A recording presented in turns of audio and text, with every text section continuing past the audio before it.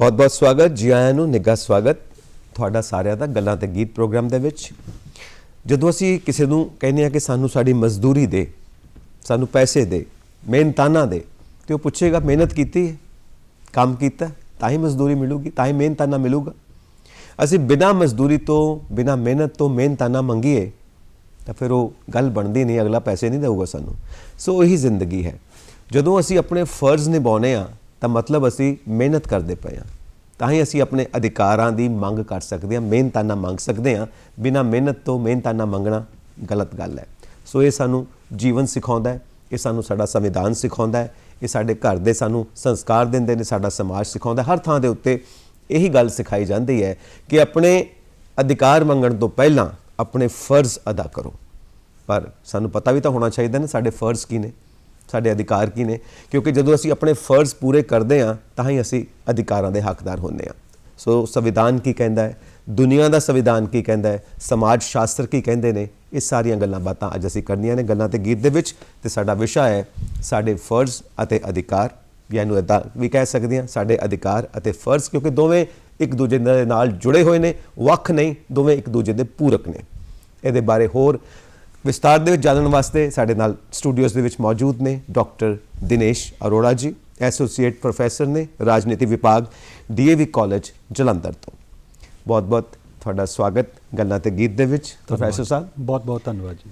ਸੋ ਆਪਾਂ ਸ਼ੁਰੂਆਤ ਕਰਦੇ ਹਾਂ ਜੀ। ਇੱਕ ਬੱਚਾ ਜਦੋਂ ਪੈਦਾ ਹੋਇਆ, ਹੱਥ ਪੈਰ ਮਾਰਨੇ ਸ਼ੁਰੂ ਕੀਤੇ, ਬਿਲਕੁਲ ਉਹਨੇ ਸੰਚਾਰ ਕਰਨਾ ਸ਼ੁਰੂ ਕਰ ਦਿੱਤਾ, ਕਮਿਊਨੀਕੇਸ਼ਨ, ਗੱਲਬਾਤ ਸ਼ੁਰੂ ਕਰ ਦਿੱਤੀ। ਬਿਲਕੁਲ ਹੁਣ ਉਹਦੇ ਅਧਿਕਾਰਾਂ ਤੇ ਫਰਜ਼ਾਂ ਦੀ ਕਹਾਣੀ ਉੱਥੋਂ ਹੀ ਸ਼ੁਰੂ ਹੋ ਜਾਂਦੀ ਹੈ। ਪਹਿਲਾਂ ਸਾਡਾ ਫਰਜ਼ ਹੈ ਕਿ ਉਹਨੂੰ ਦੁੱਧ ਪਿਲਾਉਣਾ, ਫਿਰ ਉਸ ਤੋਂ ਉਮੀਦ ਕਰਦੇ ਹਾਂ ਉਹ ਆਪਣੇ ਅਧਿਕਾਰ ਜਤਾਉਂਦਾ, ਫਿਰ ਅੱਗੇ ਜਾ ਕੇ ਜਦੋਂ ਵੱਡਾ ਹੁੰਦਾ ਆਪਣੇ ਫਰਜ਼ ਅਦਾ ਕਰਦਾ। ਪਰ ਇਹ ਜਿਹੜੀ ਸਾਰੀ ਕਹਾਣੀ ਹੈ, ਇਹਦੇ ਵਿੱਚ ਜਿਹੜਾ ਸਮਾਜ ਹੈ, ਸੰਵਿਧਾਨ ਹੈ, ਸਿੱਖਿਆਵਾਂ ਨੇ, ਉਹ ਕੀ ਰੋਲ ਅਦਾ ਕਰਦੀਆਂ ਨੇ, ਆਪਾਂ ਇਹਦੇ ਤੋਂ ਸ਼ੁਰੂ ਕਰਦੇ ਹਾਂ। ਸਭ ਤੋਂ ਪਹਿਲਾਂ ਸਾਡੇ ਫਰਜ਼ ਕੀ ਹੁੰਦੇ ਨੇ, ਜੇ ਅਸੀਂ ਸਿੰਪਲ ਭਾਸ਼ਾ, ਸਧਾਰਨ ਭਾਸ਼ਾ ਸਮਝਣਾ ਹੋਵੇ।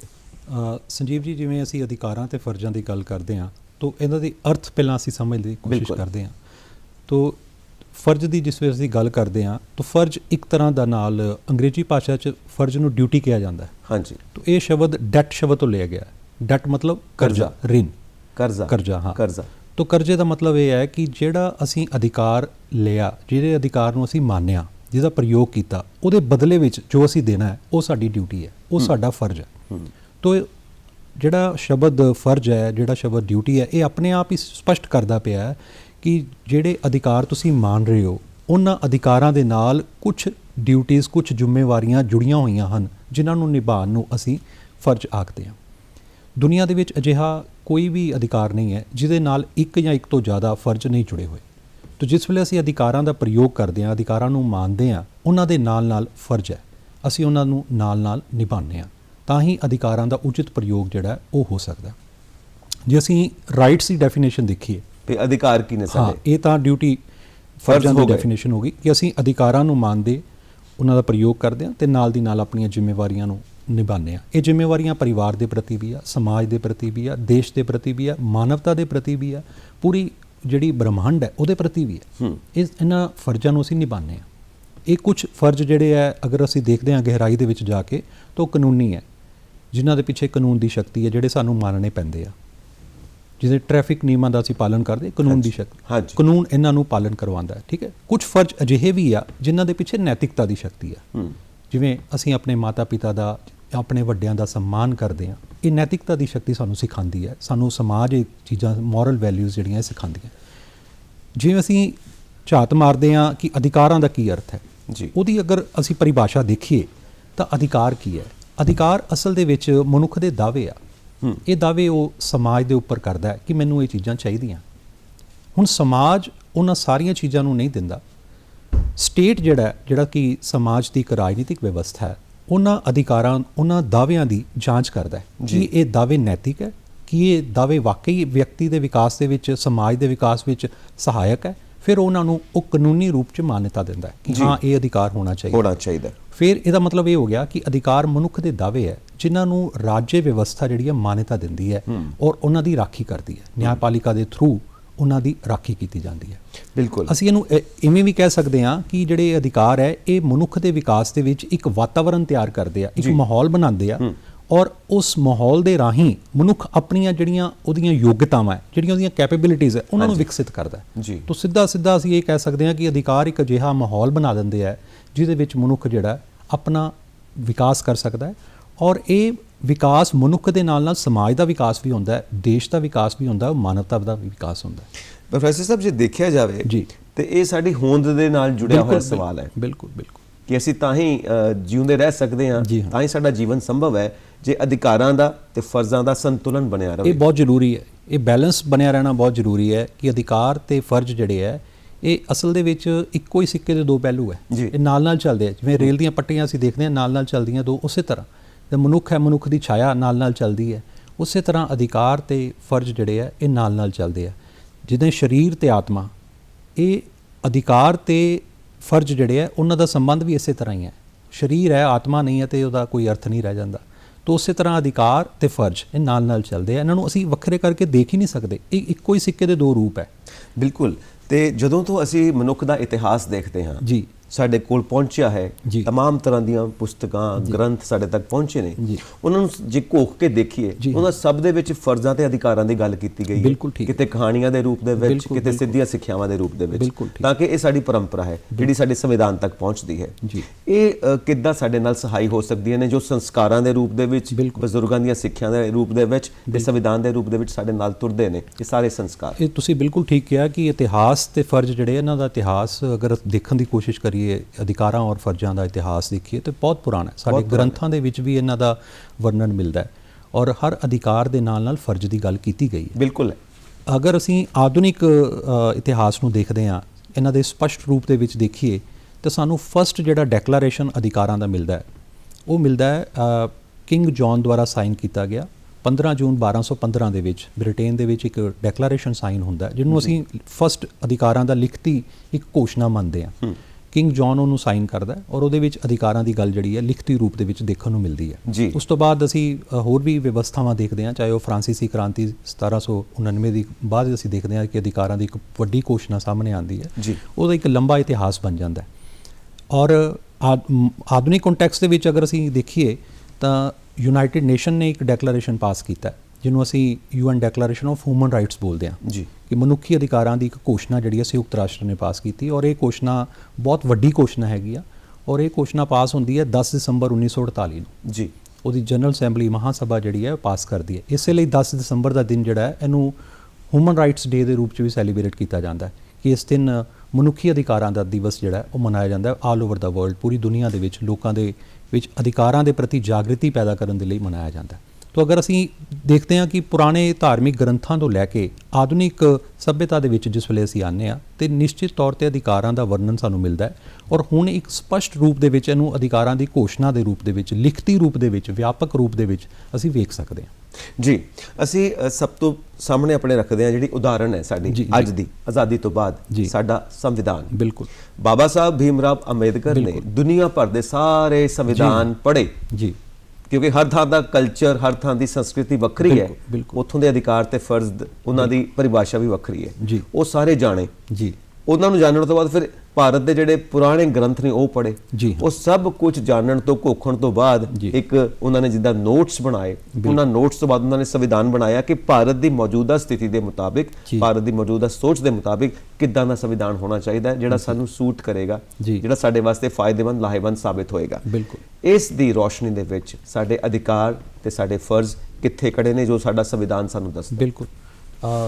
ਜਿਵੇਂ ਅਸੀਂ ਭਾਰਤ ਦੇ ਸੰਵਿਧਾਨ ਵੱਲ ਝਾਤ ਮਾਰਦੇ ਹਾਂ ਕਿ ਉਹਦੇ ਵਿੱਚ ਅਧਿਕਾਰਾਂ ਦੀ ਕੀ ਸਥਿਤੀ ਹੈ, ਉਹਦੇ ਵਿੱਚ ਫਰਜ਼ਾਂ ਦੀ ਕੀ ਸਥਿਤੀ ਹੈ, ਤਾਂ ਇਹ ਬੜਾ ਸਪਸ਼ਟ ਹੋ ਜਾਂਦਾ ਹੈ ਕਿ ਅਸੀਂ ਆਜ਼ਾਦੀ ਬਹੁਤ ਲੰਬੇ ਸੰਘਰਸ਼ ਤੋਂ ਬਾਅਦ ਲਈ। ਬਿਲਕੁਲ। ਔਰ ਸਾਨੂੰ ਜਿਸ ਵੇਲੇ ਸੰਵਿਧਾਨ ਬਣਾਉਣ ਦਾ ਮੌਕਾ ਮਿਲਿਆ ਤਾਂ ਜਿਹੜੇ ਫਰੀडम ਫਾਈਟਰ ਸੀ, ਜਿਹੜੇ ਉਹ ਸੰਵਿਧਾਨ ਸਭਾ ਦੇ ਸਦੱਸ ਸੀਗੇ, ਉਹਨਾਂ ਨੂੰ ਇਹ ਗੱਲ ਬੜੀ ਸਪਸ਼ਟ ਸੀ ਕਿ ਅਸੀਂ ਭਾਰਤ ਦੇ ਲੋਕਾਂ ਦੇ ਲਈ ਕਿਹੜੇ-ਕਿਹੜੇ ਅਧਿਕਾਰ ਜਿਹੜੇ ਉਹ ਸੰਵਿਧਾਨ ਦੇ ਵਿੱਚ ਸ਼ਾਮਲ ਕਰਨੇ ਆ। ਤਾਂ ਇਸ ਚੀਜ਼ ਤੋਂ ਬੜੇ ਸਪਸ਼ਟ ਸੀ ਕਿ ਅਸੀਂ ਇੱਕ ਅਧਿਕਾਰਾਂ ਦਾ ਪੂਰਾ ਚੈਪਟਰ ਜਿਹੜਾ ਸੰਵਿਧਾਨ ਦੇ ਵਿੱਚ ਸ਼ਾਮਲ ਕਰਨਾ। ਤੁਸੀਂ ਬਿਲਕੁਲ ਠੀਕ ਕਿਹਾ ਕਿ ਡਾਕਟਰ BR ਅੰਬੇਦਕਰ ਜੀ ਜਿਹਨਾਂ ਨੂੰ ਅਸੀਂ ਭਾਰਤ ਦੇ ਸੰਵਿਧਾਨ ਦਾ ਪਿਤਾਮਾ ਆਖਦੇ ਹਾਂ, ਉਹਨਾਂ ਦੇ ਤਪੱਸਿਆ, ਉਹਨਾਂ ਦਾ ਤਿਆਗ ਜਿਹੜਾ ਸਾਨੂੰ ਸਪਸ਼ਟ ਰੂਪ ਵਿੱਚ ਅਧਿਕਾਰਾਂ ਦੇ ਚੈਪਟਰ ਦੇ ਰੂਪ 'ਚ ਅਸੀਂ ਦੇਖ ਸਕਦੇ ਹਾਂ। ਪੂਰਾ ਦਾ ਪੂਰਾ ਸੰਵਿਧਾਨ ਜਿਹੜਾ ਉਹਦੇ 'ਚ ਇੱਕ ਗਹਿਰੀ ਛਾਪ ਜਿਹੜੀ ਹੈ ਡਾਕਟਰ BR ਅੰਬੇਦਕਰ ਜੀ ਦੇ ਵਿਅਕਤੀਤਵ ਦੀ, ਉਹਨਾਂ ਦੇ ਯੋਗਦਾਨ ਜਿਹੜਾ ਉਹ ਅਸੀਂ ਦੇਖ ਸਕਦੇ ਹਾਂ। ਇਹ ਗੱਲ ਸਪਸ਼ਟ ਸੀ ਕਿ ਸੰਵਿਧਾਨ ਦੇ ਵਿੱਚ ਅਧਿਕਾਰਾਂ ਨੂੰ ਵੱਡਮੁੱਲੀ ਜਗ੍ਹਾ ਦਿੱਤੀ ਜਾਣੀ ਚਾਹੀਦੀ ਹੈ। ਹਾਂਜੀ। ਔਰ ਅਗਰ ਅਸੀਂ ਦੁਨੀਆ ਦੇ ਇਤਿਹਾਸ ਨੂੰ ਦੇਖਦੇ ਹਾਂ ਤਾਂ ਅਮਰੀਕਾ ਦਾ ਸੰਵਿਧਾਨ ਪਹਿਲਾ ਸੰਵਿਧਾਨ ਹੈ ਹਾਂਜੀ ਜਿਹਦੇ ਵਿੱਚ ਅਧਿਕਾਰਾਂ ਨੂੰ ਜਗ੍ਹਾ ਦਿੱਤੀ ਗਈ। ਬਿਲਕੁਲ। ਤਾਂ ਜਿਸ ਵੇਲੇ ਸੰਵਿਧਾਨ ਅਮਰੀਕਾ ਦਾ ਬਣਦਾ ਹੈ ਉਸ ਵੇਲੇ ਓਰੀਜਨਲ ਸੰਵਿਧਾਨ 'ਚ ਰਾਈਟਸ ਨਹੀਂ ਸੀਗੇ, ਲੇਕਿਨ ਸੰਵਿਧਾਨ 'ਚ ਪਹਿਲੀਆਂ 10 ਅਮੈਂਡਮੈਂਟਸ ਕੀਤੀਆਂ ਗਈਆਂ ਔਰ ਅਧਿਕਾਰਾਂ ਦੀ ਘੋਸ਼ਣਾ ਨੂੰ ਸ਼ਾਮਲ ਕੀਤਾ ਗਿਆ। ਬਿਲਕੁਲ। ਤਾਂ ਭਾਰਤ ਦੇ ਸੰਵਿਧਾਨ ਸਭਾ ਨੇ ਵੀ ਇਹ ਸਪਸ਼ਟ ਕੀਤਾ ਸੀ ਕਿ ਅਸੀਂ ਅਧਿਕਾਰ ਜਿਹੜੇ ਆ ਸੰਵਿਧਾਨ ਦੇ ਵਿੱਚ ਸਪਸ਼ਟ ਰੂਪ ਦੇ ਨਾਲ ਲੋਕਾਂ ਨੂੰ ਦੇਣੇ ਆ, ਕਿਉਂਕਿ ਸੰਘਰਸ਼ ਹੀ ਵਾਕਈ ਜਿਹੜਾ ਦੇਸ਼ ਦੀਆਂ ਫਰੀडम ਸਟਰਗਲ ਦਾ ਸੰਘਰਸ਼ ਸੀਗਾ, ਆਜ਼ਾਦੀ ਦਾ ਸੰਘਰਸ਼ ਸੀ, ਉਹ ਅਧਿਕਾਰਾਂ ਦਾ ਸੰਘਰਸ਼ ਸੀ। ਆਪਣੇ ਅਧਿਕਾਰਾਂ ਦੀ ਗੱਲ ਅਸੀਂ ਕਰਦੇ ਸੀ। ਹਾਂਜੀ। ਇਸ ਤੋਂ ਪਹਿਲਾਂ ਕਿ ਅਸੀਂ ਉਸ ਘੋਸ਼ਣਾ ਨੂੰ ਦੇਖੀਏ, ਸੰਵਿਧਾਨ ਦੀ ਜਿਹੜੀ ਪ੍ਰਸਤਾਵਨਾ ਹੈ ਉਹਦੇ ਵਿੱਚ ਬਹੁਤ ਸਾਰੇ ਸ਼ਬਦਾਂ ਨੂੰ ਸ਼ਾਮਲ ਕੀਤਾ ਗਿਆ। ਉਹਦੇ ਵਿੱਚ ਸ਼ੁਰੂਆਤ ਉਹਦੀ ਹੁੰਦੀ ਹੈ ਵੀ ਦਾ ਪੀਪਲ ਆਫ ਇੰਡੀਆ, ਅਸੀਂ ਭਾਰਤ ਦੇ ਲੋਕ। ਬਿਲਕੁਲ। ਮਤਲਬ ਸਪਸ਼ਟ ਕਰਤਾ ਗਿਆ ਕਿ ਇਹ ਸੰਵਿਧਾਨ ਭਾਰਤ ਦੇ ਲੋਕ ਬਣਾ ਰਹੇ ਆ, ਉਹਨਾਂ ਦੇ ਜਿਹੜੇ ਨੁਮਾਇੰਦੇ ਹੈ ਉਹ ਭਾਰਤ ਦੇ ਲੋਕਾਂ ਦੇ ਪ੍ਰਤੀ ਸਮਰਪਿਤ ਹੋ ਕੇ ਇਹ ਸੰਵਿਧਾਨ ਨੂੰ ਬਣਾ ਰਹੇ। ਬਿਲਕੁਲ ਠੀਕ। ਔਰ ਸੰਵਿਧਾਨ ਦੀ ਜਿਹੜੀ ਪ੍ਰਸਤਾਵਨਾ ਹੈ ਉਹਦੇ 'ਚ ਗੱਲ ਕੀਤੀ ਗਈ ਹੈ ਨਿਆਂ ਦੀ, ਉਹਦੇ 'ਚ ਸੁਤੰਤਰਤਾ ਦੀ ਵੀ ਗੱਲ ਕੀਤੀ ਗਈ ਹੈ, ਉਹਦੇ ਵਿੱਚ ਇਕੁਐਲਿਟੀ ਦੀ ਵੀ ਗੱਲ ਕੀਤੀ ਗਈ ਹੈ, ਭਾਈਚਾਰੇ ਦੀ ਵੀ ਗੱਲ ਕੀਤੀ ਗਈ ਹੈ, ਲਿਬਰਟੀ, ਇਕੁਐਲਿਟੀ ਤੇ ਫਰਟਰਨਿਟੀ। ਇਹ ਤਿੰਨ ਚੀਜ਼ਾਂ ਦੀ ਗੱਲ ਅਸੀਂ ਦੇਖਦੇ ਹਾਂ ਜਿਹੜੀ ਕਿ ਫਰਾਂਸੀਸੀ ਕ੍ਰਾਂਤੀ ਤੋਂ ਚੱਲੀ ਆ ਰਹੀ ਹੈ। ਲੇਕਿਨ ਉਹਦੇ ਨਾਲ ਦੀ ਨਾਲ ਇਹਨਾਂ ਨੇ ਇੱਕ ਹੋਰ ਬੜਾ ਅੱਛਾ ਜਿਹੜਾ ਸ਼ਬਦ ਉਹਦੇ 'ਚ ਯੂਜ਼ ਕੀਤਾ ਹੈ, ਹਿਊਮਨ ਡਿਗਨਿਟੀ ਦੀ ਗੱਲ ਕੀਤੀ ਗਈ ਹੈ, ਮਾਨਵੀ ਪ੍ਰਤਿਸ਼ਠਾ ਦੀ, ਮਾਨਵੀ ਸਨਮਾਨ ਦੀ ਗੱਲ ਕੀਤੀ ਗਈ ਹੈ। ਹਾਂਜੀ। ਇਹ ਇੱਥੋਂ ਸਪਸ਼ਟ ਹੋ ਜਾਂਦਾ ਕਿ ਭਾਰਤ ਦਾ ਜਿਹੜਾ ਸੰਵਿਧਾਨ ਹੈ ਅਧਿਕਾਰਾਂ ਦੇ ਪ੍ਰਤੀ ਕਿੰਨਾ ਸਪਸ਼ਟ ਹੈਗਾ। ਔਰ ਸੰਵਿਧਾਨ ਦੇ ਵਿੱਚ ਅਗਰ ਅਸੀਂ ਦੇਖੀਏ ਤਾਂ ਟੋਟਲ 22 ਚੈਪਟਰ ਹੈ। ਇੱਕ ਪੂਰਾ ਦਾ ਪੂਰਾ ਅਧਿਆਇ ਜਿਹੜਾ ਸੰਵਿਧਾਨ ਦਾ ਤੀਸਰਾ ਭਾਗ ਅਧਿਕਾਰਾਂ ਨੂੰ ਸਮਰਪਿਤ ਹੈ। ਜੀ ਜੀ। ਤਾਂ ਸੰਵਿਧਾਨ ਦੇ ਇਹ ਜਿਹੜਾ ਤੀਸਰਾ ਪਾਰਟ ਹੈ ਸਭ ਤੋਂ ਵੱਡਾ ਪਾਰਟ ਹੈ ਔਰ 12 ਤੋਂ ਲੈ ਕੇ ਇਸ ਸੰਵਿਧਾਨ ਦੀ ਧਾਰਾ 12 ਜਿਹੜੀ ਹੈ ਉੱਥੋਂ ਲੈ ਕੇ ਤੇ ਸੰਵਿਧਾਨ ਦੀ ਧਾਰਾ 35 ਤੱਕ ਇਹਦੇ ਵਿੱਚ ਅਲੱਗ-ਅਲੱਗ ਅਧਿਕਾਰ ਜਿਹੜੇ ਆ ਦਿੱਤੇ ਗਏ। ਜਦੋਂ ਅਸੀਂ ਅਧਿਕਾਰਾਂ ਨੂੰ ਦੇਖਦੇ ਹਾਂ ਤੇ ਇਹਦੇ 'ਚ ਮੁੱਖ ਤੌਰ ਤੇ ਨਾਗਰਿਕ ਤੇ ਰਾਜਨੀਤਿਕ ਅਧਿਕਾਰ ਹੈ ਔਰ ਇਹਨਾਂ ਦੀ ਜਿਹੜੀ ਸ਼ੁਰੂਆਤ ਹੈ 12 ਔਰ 13 ਧਾਰਾ ਤੋਂ ਹੁੰਦੀ ਹੈ ਔਰ ਉਹ 12 ਔਰ 13 ਧਾਰਾ 'ਚ ਸਟੇਟ ਦਾ ਮਤਲਬ ਦੱਸਿਆ ਗਿਆ ਕਿ ਸਟੇਟ ਦਾ ਮਤਲਬ ਕੀ ਹੈ, ਕਿੰਨੇ ਇਹ ਅਧਿਕਾਰ ਜਿਹੜੇ ਹੈ ਉਹਨਾਂ ਦੀ ਰਾਖੀ ਕਰਨੀ ਹੈ। ਔਰ ਨਾਲ ਦੀ ਨਾਲ ਇਹ ਸਪਸ਼ਟ ਕੀਤਾ ਗਿਆ ਕਿ ਇਹ ਅਧਿਕਾਰ ਪਵਿੱਤਰ ਅਧਿਕਾਰ ਹੈ, ਇਹਨਾਂ ਅਧਿਕਾਰਾਂ ਦੇ ਅਗੇਂਸਟ ਕੋਈ ਵੀ ਵਿਵਸਥਾ ਜਿਹੜੀ ਹੈ ਨਹੀਂ ਕੀਤੀ ਜਾ ਸਕਦੀ। ਉਹਨਾਂ ਦੀ ਸੁਰੱਖਿਆ ਦਾ ਪ੍ਰਬੰਧ ਜਿਹੜਾ ਨਾਲ ਦੀ ਨਾਲ ਕਰ ਦਿੱਤਾ ਗਿਆ, ਯਕੀਨੀ ਬਣਾਤਾ ਗਿਆ। ਔਰ ਪਹਿਲਾ ਅਧਿਕਾਰ ਜਿਹੜਾ ਉਹਦੀ ਸ਼ੁਰੂਆਤ ਹੁੰਦੀ ਹੈ ਧਾਰਾ 14 ਤੋਂ ਔਰ ਇਹ ਚੱਲਦਾ ਹੈ 14 ਤੋਂ ਲੈ ਕੇ 18 ਤੱਕ। ਇਹਦੇ ਵਿੱਚ ਸਮਾਨਤਾ ਦਾ ਅਧਿਕਾਰ ਦਿੱਤਾ ਗਿਆ। ਜੀ। ਹੁਣ ਇਹ ਦੇਖੋ ਤੁਸੀਂ ਡਾਕਟਰ BR ਅੰਬੇਦਕਰ ਜੀ ਦੀ ਦੂਰਦਰਸ਼ਿਤਾ ਸੀ, ਉਹਨਾਂ ਨੂੰ ਪਤਾ ਸੀ ਕਿ ਜਿਹੜੀ ਇਹ ਸੰਵਿਧਾਨ ਦੀ ਵਿਵਸਥਾ ਹੈ, ਜਿਹੜੀ ਇਹ ਰਾਜਨੀਤਿਕ ਵਿਵਸਥਾ ਹੈ, ਇਹਨੇ ਸਮਾਜ 'ਚ ਕੰਮ ਕਰਨਾ ਹੈ। ਹਾਂਜੀ। ਔਰ ਭਾਰਤ ਦੇ ਸਮਾਜ ਦੇ ਵਿੱਚ ਸਭ ਤੋਂ ਜ਼ਿਆਦਾ ਜ਼ਰੂਰਤ ਇਹੀ ਹੈ ਕਿ ਅਸੀਂ ਇਸ ਸਮਾਜ ਦੇ ਵਿੱਚ ਸਮਾਨਤਾ ਸਥਾਪਿਤ ਕਰੀਏ। ਔਰ ਉਹਨਾਂ ਨੇ ਪਹਿਲਾ ਅਧਿਕਾਰ ਜਿਹੜਾ ਧਾਰਾ 14 ਤੋਂ 18 ਤੱਕ ਸਮਾਨਤਾ ਦਾ ਅਧਿਕਾਰ ਦਿੱਤਾ, ਜਿਹਦੇ ਵਿੱਚ ਹਰ ਤਰ੍ਹਾਂ ਦੇ ਭੇਦਭਾਵ ਦੀ ਮਨਾਹੀ ਕੀਤੀ ਗਈ ਹੈ ਔਰ ਛੂਤ-ਪਾਤ ਨੂੰ ਪੂਰੀ ਤਰ੍ਹਾਂ ਦੇ ਨਾਲ ਸਮਾਪਤ ਕਰਨ ਦੀ ਵਿਵਸਥਾ ਕੀਤੀ ਗਈ ਹੈ। ਹਾਂਜੀ। ਔਰ ਇਹ ਅਧਿਕਾਰ ਭਾਰਤ ਦੇ ਹਰ ਨਾਗਰਿਕ ਨੂੰ ਬਰਾਬਰ ਲਿਆਉਣ ਦਾ ਕੋਸ਼ਿਸ਼ ਕਰਦਾ ਹੈ। ਜੀ। ਔਰ ਇਹ ਇੱਕ ਤਰ੍ਹਾਂ ਨਾਲ ਤੁਸੀਂ ਕਹਿ ਲਓ ਕਿ ਇੱਕ ਅਜਿਹਾ ਅਧਿਕਾਰ ਸੀ ਜਿਹਦੇ ਨਾਲ ਲੋਕਤੰਤਰ ਨੂੰ ਇੱਕ ਮਜ਼ਬੂਤ ਆਧਾਰ ਦਿੱਤਾ ਗਿਆ। ਲੋਕਤੰਤਰ ਦੇ ਆਧਾਰ ਦੇ ਵਿੱਚ ਸਭ ਤੋਂ ਇੰਪੋਰਟੈਂਟ ਚੀਜ਼ ਹੀ ਸਮਾਨਤਾ ਹੈ। ਹਾਂਜੀ। ਚਾਹੇ ਅਸੀਂ ਅਗਰ ਰਾਈਟ ਟੂ ਵੋਟ ਦੀ ਵੀ ਗੱਲ ਕਰਦੇ ਦੇਖੋ ਸਭ ਨਾਗਰਿਕ ਬਰਾਬਰ, ਸਾਰਿਆਂ ਨੂੰ ਵੋਟ ਦਾ ਅਧਿਕਾਰ ਹੈ। ਇਹ ਇੱਕ ਜਿਹੜੀ ਬਹੁਤ ਵੱਡੀ ਕੰਟਰੀਬਿਊਸ਼ਨ ਹੈ ਸੰਵਿਧਾਨ ਬਣਾਉਣ ਵਾਲਿਆਂ ਦੀ, ਡਾਕਟਰ BR ਅੰਬੇਦਕਰ ਜੀ ਦੀ ਦੂਰਦਰਸ਼ਿਤਾ ਸਾਨੂੰ ਇਸ ਅਧਿਕਾਰ ਤੋਂ ਵੀ ਸਪਸ਼ਟ ਦਿਖਦੀ ਹੈ। ਦੂਜਾ ਅਧਿਕਾਰ ਜਿਹੜਾ ਵਾ ਉਹ ਸ਼ੁਰੂ ਹੁੰਦਾ ਧਾਰਾ 19 ਤੋਂ, ਜਿਹੜਾ ਕਿ 19 ਤੋਂ ਲੈ ਕੇ 22 ਤੱਕ ਜਾਂਦਾ ਹੈ। ਜੀ। ਇਹਦੇ ਵਿੱਚ ਸੁਤੰਤਰਤਾ ਦਾ ਅਧਿਕਾਰ ਦਿੱਤਾ ਗਿਆ। ਸਮਾਨਤਾ ਤੇ ਸੁਤੰਤਰਤਾ ਇਹ ਅਸਲ ਦੇ ਵਿੱਚ ਲੋਕਤੰਤਰ ਦੇ ਦੋ ਆਧਾਰ ਹੈ। ਤਾਂ ਦੂਸਰਾ ਆਧਾਰ ਜਿਹੜਾ ਵਾ ਉਹ ਅਧਿਕਾਰ ਸੁਤੰਤਰਤਾ ਦੇ ਰੂਪ 'ਚ ਸਾਡੇ ਸਾਹਮਣੇ ਆਉਂਦਾ ਹੈ ਧਾਰਾ 19 ਤੋਂ ਲੈ ਕੇ 22 ਔਰ ਇਹਦੇ 'ਚ ਵਿਅਕਤੀਗਤ ਸੁਤੰਤਰਤਾ ਵੀ ਸ਼ਾਮਲ ਹੈ। ਹਰ ਤਰ੍ਹਾਂ ਦੇ ਭੇਦਭਾਵ ਨੂੰ ਖਤਮ ਕੀਤਾ ਗਿਆ ਔਰ ਵਿਅਕਤੀ ਨੂੰ ਪੂਰੀ ਸੁਤੰਤਰਤਾ ਦਿੱਤੀ ਗਈ। ਔਰ ਅਗਰ ਅਸੀਂ ਇਸ ਧਾਰਾ ਨੂੰ ਦੇਖਦੇ ਹਾਂ 19 ਤੋਂ ਲੈ ਕੇ 22 ਤੱਕ, ਇਹਦੇ ਵਿੱਚ ਜਦੋਂ ਜੀਵਨ ਦਾ ਅਧਿਕਾਰ ਦੇਖਦੇ ਹਾਂ ਧਾਰਾ 21 ਦੇ ਵਿੱਚ ਲਿਖਿਆ ਗਿਆ ਜੀਵਨ ਦਾ ਅਧਿਕਾਰ, ਵਿਅਕਤੀ ਨੂੰ ਨਿੱਜੀ ਸੁਤੰਤਰਤਾ ਔਰ ਜੀਵਨ ਦਾ ਅਧਿਕਾਰ। ਉਹਦੇ ਵਿੱਚ ਇੱਕ ਅਮੈਂਡਮੈਂਟ ਕੀਤੀ ਗਈ ਹੈ ਜਿਹੜੀ ਕਿ ਅਸੀਂ 86ਵੀਂ ਸੋਧ ਦੇਖਦੇ ਹਾਂ 2002 ਦੇ ਵਿੱਚ ਕੀਤੀ ਗਈ ਔਰ ਜੀਵਨ ਦੇ ਅਧਿਕਾਰ ਦੇ ਨਾਲ ਸਿੱਖਿਆ ਦਾ ਅਧਿਕਾਰ ਜੋੜਿਆ ਗਿਆ। ਜੀ। ਮਤਲਬ ਕਹਿੰਦਾ ਇਹ ਹੈ ਕਿ ਜੇ ਇਹਦੇ ਪਿੱਛੇ ਸੋਚ ਇਹ ਸੀ ਕਿ ਜੇ ਵਿਅਕਤੀ ਸਿੱਖਿਆ ਹਾਸਲ ਕਰੇਗਾ, ਜੀ, ਰਾਈਟ ਟੂ ਐਜੂਕੇਸ਼ਨ ਜਿਹੜਾ ਦਿੱਤਾ ਗਿਆ, ਸਿੱਖਿਆ ਹਾਸਲ ਕਰੇਗਾ ਤਾਂ ਹੀ ਉਹ ਜੀਵਨ ਦੇ ਅਰਥ ਜਿਹੜੇ ਉਹਨਾਂ ਨੂੰ ਸਮਝ ਸਕਦਾ। ਬਿਲਕੁਲ ਸਹੀ। ਤਾਂ ਧਾਰਾ 21A ਜੋੜੀ ਗਈ 86ਵੀਂ ਸੋਧ ਦੇ ਨਾਲ, ਜਿਹਦੇ ਨਾਲ ਸਿੱਖਿਆ ਦਾ ਅਧਿਕਾਰ, ਮੁਫਤ ਤੇ ਜ਼ਰੂਰੀ ਸਿੱਖਿਆ, ਕੰਪਲਸਰੀ ਸਿੱਖਿਆ ਜਿਹੜੀ ਹੈ ਜਿਹਨੂੰ ਫ੍ਰੀ ਕੰਪਲਸਰੀ ਐਜੂਕੇਸ਼ਨ ਬੋਲਦੇ ਹਾਂ 6 ਸਾਲ ਤੋਂ ਲੈ ਕੇ 14 ਸਾਲ ਦੇ ਬੱਚਿਆਂ ਦੀ, ਉਹਦੀ ਵਿਵਸਥਾ ਜਿਹੜੀ ਹੈ ਉਹ ਵੀ ਕੀਤੀ ਗਈ ਹੈ 86ਵੀਂ ਸੋਧ 2002 ਦੇ ਵਿੱਚ। ਜੀ। ਤਾਂ ਇੱਕ ਇੰਪੋਰਟੈਂਟ ਪਿਲਰ ਹੈ, ਇੰਪੋਰਟੈਂਟ ਰਾਈਟ ਹੈ ਜਿਹੜਾ ਅਸੀਂ ਦੇਖਦੇ ਹਾਂ ਸੁਤੰਤਰਤਾ ਦਾ ਅਧਿਕਾਰ। ਔਰ ਹਰ ਇੱਕ ਰਾਈਟ ਦੀ ਜਿਹੜੀ ਅਸੀਂ ਗੱਲ ਕਰਦੇ ਹਾਂ ਧਾਰਾ 19 ਤੋਂ ਲੈ ਕੇ 22 ਤੱਕ ਇਹ ਸਾਰੇ ਰਾਈਟ ਡਿਟੇਲ 'ਚ ਦਿੱਤੇ ਗਏ ਆ ਜੀ। ਔਰ ਨਾਲ ਦੀ ਨਾਲ ਇਹਨਾਂ ਦੀਆਂ ਹੱਦਾਂ, ਇਹਨਾਂ ਦੀਆਂ ਸੀਮਾਵਾਂ ਵੀ ਨਿਰਧਾਰਿਤ ਕੀਤੀਆਂ ਗਈਆਂ ਜੀ। ਕਿ ਕਿੱਥੇ ਤੱਕ ਇਹਨਾਂ ਅਧਿਕਾਰਾਂ ਨੂੰ ਤੁਸੀਂ ਮੰਨਣਾ ਹੈ। ਵਿਅਕਤੀ ਵਰਤੋਂ ਕਰਨੀ ਨੇ ਹੈ। ਵਿਅਕਤੀ ਨੇ ਇਹਨਾਂ ਅਧਿਕਾਰਾਂ ਦਾ ਪ੍ਰਯੋਗ ਸਮਾਜ ਹਿੱਤ ਵਿੱਚ ਕਰਨਾ ਹੈ। ਰਾਸ਼ਟਰ ਹਿੱਤ ਜਿਹੜੇ ਆ ਉਹ ਸਭ ਤੋਂ ਉੱਪਰ ਹੋਣੇ ਚਾਹੀਦੇ ਆ ਜੀ। ਵਿਅਕਤੀ ਦੇ ਹਿੱਤ ਰਾਸ਼ਟਰ ਦੇ ਹਿੱਤ ਦੇ ਵਿੱਚ ਹੈ। ਇਸ ਚੀਜ਼ ਨੂੰ ਦੱਸਣ ਦੀ ਕੋਸ਼ਿਸ਼ ਨਾਲ ਦੀ ਨਾਲ ਕੀਤੀ ਗਈ ਹੈ ਔਰ ਬਹੁਤ ਡਿਟੇਲ ਦੇ ਵਿੱਚ ਇਹ ਚੈਪਟਰ ਲਿਖਿਆ ਗਿਆ। ਇਸ ਤੋਂ ਬਾਅਦ ਆਉਂਦਾ ਹੈ ਤੀਸਰਾ ਜਿਹੜਾ ਅਸੀਂ ਅਧਿਕਾਰ ਦੇਖਦੇ ਹਾਂ, ਬ੍ਰੌਡ ਅਧਿਕਾਰ। ਉਹ ਆਉਂਦਾ ਹੈ ਧਾਰਾ 23 ਤੋਂ ਲੈ ਕੇ 24 ਤੱਕ ਜੀ। ਇਹ ਸ਼ੋਸ਼ਣ ਦੇ ਵਿਰੁੱਧ ਅਧਿਕਾਰ ਹੈ ਔਰ ਇਹਦੇ ਵਿੱਚ ਅਗਰ ਅਸੀਂ ਅਧਿਕਾਰਾਂ ਨੂੰ ਦੇਖਦੇ ਹਾਂ ਤੇ ਸਾਨੂੰ ਬੱਚਿਆਂ ਦੇ ਅਧਿਕਾਰ ਵੀ ਮਿਲਦੇ ਆ ਕਿ ਜਿਹੜੇ 14 ਸਾਲ ਔਰ ਉਸ ਤੋਂ ਘੱਟ ਉਮਰ ਦੇ ਬੱਚੇ ਹੈ ਉਹਨਾਂ ਨੂੰ ਕਿਸ ਤਰ੍ਹਾਂ ਉਹਨਾਂ ਦੀ ਰੱਖਿਆ ਕਰਨੀ ਹੈ, ਕਿੱਦਾਂ ਉਹਨਾਂ ਦੀ ਪ੍ਰੋਟੈਕਸ਼ਨ ਕਰਨੀ ਹੈ। ਇਹਦੇ ਵਿੱਚ ਪੂਰੀ ਤਰ੍ਹਾਂ ਦੇ ਨਾਲ ਮਾਨਵਤਾ ਨੂੰ ਸ਼ੋਸ਼ਣ ਤੋਂ ਬਚਾਉਣ ਦੀ ਗੱਲ ਜਿਹੜੀ ਹੈ ਉਹ ਕੀਤੀ ਗਈ ਹੈ। ਇਹ ਸ਼ੋਸ਼ਣ ਦੇ ਵਿਰੁੱਧ ਅਧਿਕਾਰ ਹੈ ਬੇਸਿਕਲੀ। ਜਿੱਦਾਂ ਅਸੀਂ ਗੱਲ ਕਰਦੇ ਹਾਂ ਕਿ ਕਿਸੇ ਕੋਲੋਂ ਕੰਮ ਕਰਾ ਲੈਣਾ ਲੇਕਿਨ ਉਹਨੂੰ ਤਨਖਾਹ ਨਾ ਦੇਣੀ, ਜਿਹਨੂੰ ਬੇਗਾਰ ਬੋਲਦੇ ਆ, ਉਹਨੂੰ ਪੂਰੀ ਤਰ੍ਹਾਂ ਦੇ ਨਾਲ ਸਮਾਪਤ ਕਰਨ ਦੀ ਵਿਵਸਥਾ ਕੀਤੀ ਗਈ ਹੈ। ਇਹ ਧਾਰਾ 23 ਔਰ 24 ਸਟੈਬਲਿਸ਼ ਕਰਦੇ ਆ। ਇਸ ਤੋਂ ਬਾਅਦ ਆਉਂਦਾ ਹੈ ਧਾਰਾ 25। ਧਾਰਾ 25 ਜਿਹੜਾ ਵਾ ਉਹ ਸਾਨੂੰ ਅਧਿਕਾਰ ਦਿੰਦਾ ਹੈ ਧਰਮ ਦਾ, ਧਾਰਮਿਕ ਸੁਤੰਤਰਤਾ ਦਾ ਜੀ। Right to freedom of religion. 25 ਤੋਂ ਲੈ ਕੇ 28 ਤੱਕ ਜਿਹੜਾ ਸਾਨੂੰ ਉਹ ਸਮਾਨਤਾ ਦਾ ਅਧਿਕਾਰ ਜਿਹੜਾ ਉਹ ਮਿਲਿਆ ਗਿਆ। ਇਹਦੇ ਵਿੱਚ ਇਹ ਗੱਲ ਸਪਸ਼ਟ ਕੀਤੀ ਗਈ ਹੈ ਕਿ ਵਿਅਕਤੀ ਆਪਣੀ ਜਿਸ ਵੀ ਧਰਮ ਦੇ ਵਿੱਚ ਉਹ ਆਪਣਾ ਜੀਵਨ ਬਿਤਾਉਣਾ ਚਾਹੁੰਦਾ ਹੈ ਉਹ ਬਿਤਾ ਸਕਦਾ ਹੈ। ਆਪਣੇ ਧਰਮ ਦੀ ਉਹ ਪ੍ਰਚਾਰ ਕਰ ਸਕਦਾ, ਉਹਦਾ ਪੂਜਾ ਪਾਠ ਕਰ ਸਕਦਾ ਹੈ, ਕਿਉਂਕਿ ਭਾਰਤ ਨੂੰ ਇੱਕ ਧਰਮ ਨਿਰਪੱਖ ਜਿਹੜਾ ਉਹ ਰਾਜ ਜਿਹੜਾ ਘੋਸ਼ਿਤ ਕੀਤਾ ਗਿਆ, ਜਿਹਦੇ ਵਿੱਚ ਸਟੇਟ ਜਿਹੜਾ ਉਹ ਧਾਰਮਿਕ ਸੁਤੰਤਰਤਾ ਦਿੰਦਾ ਹੈ ਜੀ। ਤੋਂ ਇਹਦੀ ਜਿਹੜੀ ਵਿਵਸਥਾ ਜਿਹੜੀ ਹੈ ਸੰਵਿਧਾਨ ਦੀ ਧਾਰਾ 25 ਤੋਂ ਲੈ ਕੇ 28 ਤੱਕ ਕੀਤੀ ਗਈ ਹੈ।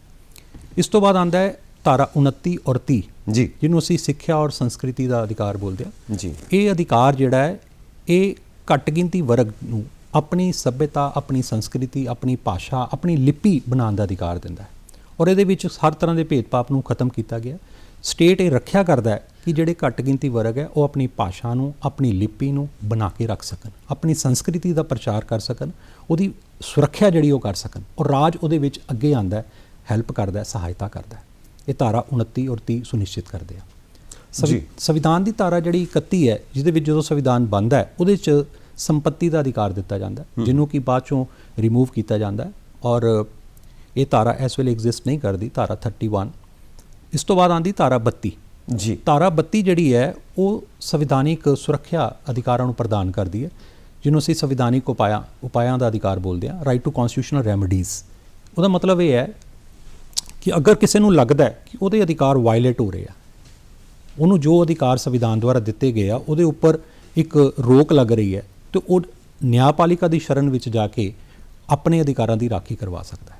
ਤੇ ਡਾਕਟਰ BR ਅੰਬੇਦਕਰ ਬੋਲਦੇ ਆ ਕਿ ਇਹ ਜਿਹੜਾ ਅਧਿਕਾਰ ਹੈ ਧਾਰਾ 32, ਇਹ ਅਧਿਕਾਰ ਸੰਵਿਧਾਨ ਦੇ ਵਿੱਚ ਸਭ ਤੋਂ ਇੰਪੋਰਟੈਂਟ ਅਧਿਕਾਰ ਹੈ, ਕਿਉਂਕਿ ਇਹ ਵਿਅਕਤੀ ਨੂੰ ਆਪਣੇ ਅਧਿਕਾਰਾਂ ਦੀ ਰਾਖੀ ਕਰਨ ਦਾ ਅਧਿਕਾਰ ਦਿੰਦਾ ਹੈ ਕਿ ਅਗਰ ਇਸ ਅਧਿਕਾਰ ਨੂੰ ਸਾਈਡ ਤੇ ਕਰ ਲਈਏ ਤੇ ਬਾਕੀ ਅਧਿਕਾਰਾਂ ਦਾ ਅਰਥ ਹੀ ਖਤਮ ਹੋ ਜਾਂਦਾ। ਬਿਲਕੁਲ ਸਹੀ ਹੈ। ਤੋ ਇੱਕ ਤਰ੍ਹਾਂ ਨਾਲ ਕਹਿ ਲਓ ਕਿ ਸੰਵਿਧਾਨਿਕ ਉਪਾਇਆਂ ਦਾ ਅਧਿਕਾਰ ਹੈ, ਜਿਹੜਾ ਕਿ ਵਿਅਕਤੀ ਨੂੰ ਪੂਰੀ ਤਰ੍ਹਾਂ ਦੇ ਨਾਲ ਇਹ ਵਿਵਸਥਾ ਵਿੱਚ ਸ਼ਾਮਲ ਕਰਦਾ ਹੈ ਔਰ ਨਿਆਂਪਾਲਿਕਾ ਦੀ ਸ਼ਰਨ ਵਿੱਚ ਉਹਨੂੰ ਜਾਣ ਦਾ ਅਧਿਕਾਰ ਦਿੰਦਾ ਹੈ ਕਿ ਤੁਸੀਂ ਆਪਣੇ ਅਧਿਕਾਰਾਂ ਦੀ ਰਾਖੀ ਕਰ ਸਕਦੇ ਹੋ। ਇਹਨੂੰ ਉਹ ਸੰਵਿਧਾਨ ਦੀ ਆਤਮਾ ਬੋਲਦੇ ਆ, ਇਹਨੂੰ ਉਹ ਸੰਵਿਧਾਨ ਦਾ ਜੀਵਨ ਰੇਖਾ ਬੋਲਦੇ ਆ ਕਿ ਜਿਹੜੀ ਸੰਵਿਧਾਨ ਦੀ ਰਾਖੀ ਕਰਨ, ਸੰਵਿਧਾਨ ਦੇ ਥਰੂ ਅਧਿਕਾਰਾਂ ਦੀ ਰਾਖੀ ਕਰਨ ਦੀ ਵਿਵਸਥਾ ਇਸ ਧਾਰਾ 'ਚ ਕੀਤੀ ਗਈ ਜੀ। ਇਹ ਸਾਡੇ ਅਧਿਕਾਰ, ਇਹ ਅਧਿਕਾਰ ਹੈ ਜੀ।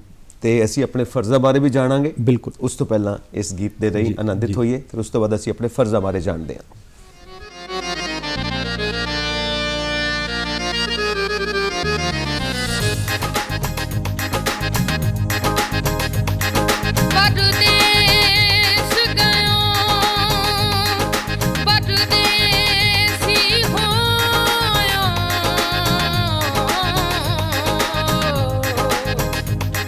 जाके मुल्क बसा लिया केड़ा